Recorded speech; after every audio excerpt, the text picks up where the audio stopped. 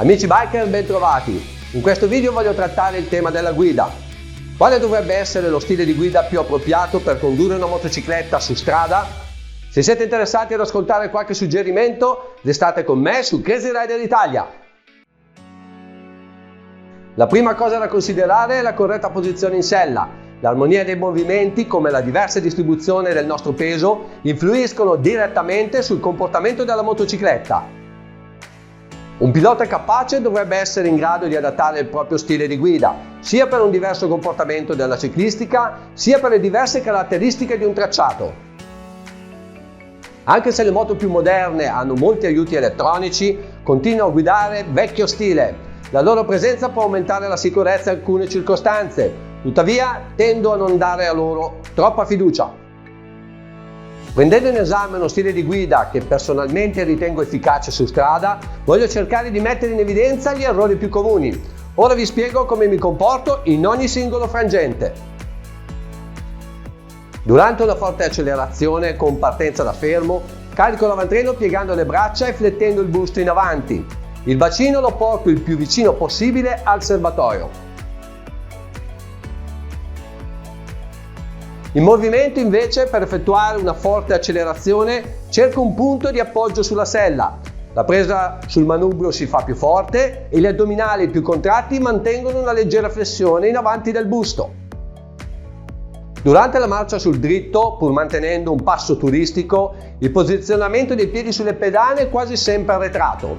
Li porto in posizione avanzata solo per intervenire sul comando del freno posteriore e quello del cambio. Questa abitudine mi consente una maggiore padronanza della moto, facilitandomi nei cambi di direzione. Sulle manopole mantengo una presa solida, ma senza stringere troppo le mani. Le mie spalle, come le braccia, rimangono piuttosto rilassate. Questa postura aumenta la mia sensibilità nel percepire il comportamento dell'avantreno. Considerando quanti imprevisti si possono riscontrare su di una strada pubblica, essere tempestivi sui comandi può fare la differenza. Per questa ragione è mia abitudine condurre la moto posizionando l'indice di entrambe le mani sulle rispettive leve. Alle alte velocità l'effetto giroscopico generato dallo pneumatico per rotolamento crea una certa resistenza ai cambi di direzione. Per contrastare tale effetto la manovra richiede la sincronizzazione di alcuni movimenti essenziali. Divaricando la gamba lateralmente spingo sulla pedana, piegando il busto verso l'interno della curva. La flessione laterale del corpo, che di fatto sposta il baricentro, obbliga la moto a un cambio di direzione. Lo spostamento laterale del busto però deve essere fatto entro certi limiti. L'effettivo grado di inclinazione raggiunto con la moto, rimanendo in sella correttamente, è quello che determina la velocità di percorrenza più o meno elevata. Un errore comune è quello di sporgersi eccessivamente dalla sella, portando le spalle dal lato opposto rispetto alla curva. Questa posizione completamente errata può destabilizzare la moto, rischiando la perdita di controllo. Una tecnica diversa la utilizzo affrontando una strada poco veloce e particolarmente tortuosa. Per essere più veloci nei cambi di direzione, oltre a spingere con i piedi sulle pedane, utilizzo maggiormente le braccia facendo leva sul manubrio. Sempre al fine di contrastare l'effetto raddrizzante, in questo caso però, il busto lo sposta all'interno della curva contemporaneamente alla riapertura del gas. Questo metodo, in stile motard, è molto efficace quando la moto è provvista di un manubrio sufficientemente alto e largo. Sulle supersportive i semimanubri bassi e chiusi non aiutano nei veloci cambi di direzione. Per avere una maggior manovrabilità su questo tipo di motociclette, è utile allargarli quando gli ingombri lo permettono. Per effettuare una staccata sicura ed efficace bisogna affinare la propria sensibilità concentrandosi sulla reale tenuta del pneumatico anteriore. In questo frangente si fa la differenza quando la tecnica risulta perfetta. Nella prima fase della frenata è necessario rallentare il trasferimento di carico sull'avantreno. Per far questo arretro sulla sella facendo leva sulle pedane.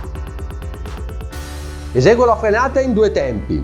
Un istante dopo aver chiuso il gas e aver inserito una marcia inferiore, con moderazione faccio la prima pinzata sulla leva del freno anteriore.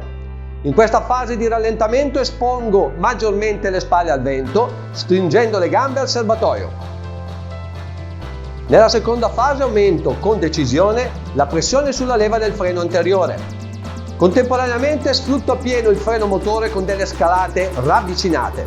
In questo frangente mi aiuto con il freno posteriore quando necessario, rilasciandolo completamente prima di inserire la moto in curva. Il piede libero mi consente di allargare la gamba spingendo meglio sulla pedana. Tale atteggiamento mantiene più bilanciata la moto, favorendone l'ingresso. L'ultimo rapporto inserito prima dell'ingresso curva deve essere di compromesso. La marcia scelta deve mantenere il giusto grado di freno motore fino a centro curva, fornendo la spinta necessaria quando è il momento di riaprire il gas. Il rapporto migliore può essere differente a seconda della rapportatura o del regime di coppia a disposizione. La capacità di gestione della frenata gioca ora un ruolo importantissimo. In questo frangente è necessario modulare correttamente il freno anteriore, insistendo fino a centro curva. Così facendo, lo pneumatico si deforma aumentando la sua pronta a terra, offrendo il grip migliore. Io sono solito mantenere una pinzata energica fino a 30 gradi di inclinazione. Piegando oltre riduco la pressione sulla leva fino alla massima piega consentita dai pneumatici o dalle pedane. Due sono i comportamenti che ritengo sbagliati. Il primo è quello di rilasciare il freno anteriore mentre si entra in piega. Un avantreno scarico potrebbe far perdere aderenza allo pneumatico, innescando una scivolata. Il secondo, anche più pericoloso, è quello di accelerare. Oltre a un avantreno ancora più leggero, l'estensione maggiore della forcella incrementerebbe di fatto l'avancorsa. Questo si traduce nella possibilità che la motocicletta possa allargare uscendo dalla traiettoria impostata. Se si commette questo errore, si può tentare di richiamare l'avantreno utilizzando il solo freno posteriore.